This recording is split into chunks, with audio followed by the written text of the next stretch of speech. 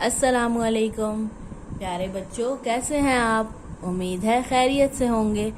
आज हम बाग़े उर्दू अमली किताब में काम करेंगे। चलिए शुरू करते हैं। सफ़ा नंबर 10 निकालिए। यहाँ पर हमने अलिफ मद आ से बनने वाले अल्फाज लिखने हैं। ये देखिए, ये अलिफ मद्दा है और यहाँ पर हमें कुछ हुरूफ दिए हुए हैं। हमने अलिफ मद्दा को इन हुरूफ के साथ मिलाकर अल्फाज बनाने हैं। चलिए सबसे पहला लफ्ज़ बनाते हैं अलिफ मद आ। यहाँ लिख देंगे और साथ में गाफ। अलिफ मद आ गा, आग। क्या बन गया? आग। अब हम दूसरा लफ्ज़ बनाएंगे अलिफ मद आ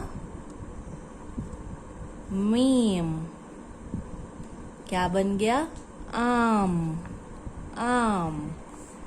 अब हम तीसरा लफ्ज़ बनाते हैं अलिफ मद आ पे, आप, आप। चलिए अब हम एक और लफ्ज़ बनाएंगे अलिफ मद आ और जीम। क्या बन गया? आज, आज। चलिए अब हम एक और लफ्ज़ बनाते हैं अलिफ मद आ नून, आन। अलिफ मद आ नून, आन। अब हमें एक और लफ्ज़ बनाना है अलिफ मद आ सीन, आस। अलिफ मद आ सीन, आस। एक दफ़ा सारे अल्फाज को पढ़ते हैं। आग, आम, आप, आज, आन, आस। आपने भी ऐसे ही काम करना है, ठीक है? अब हम सफ़ा नंबर 11 करेंगे।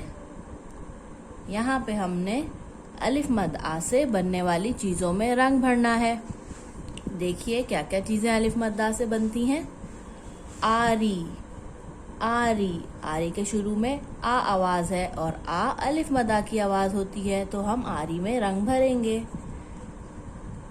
ये क्या है? तितली, तितली। इसके शुरू में अलिफ मद आ की आवाज़ नहीं है, इसमें हमने रंग नहीं करना। अंडा, अंडा।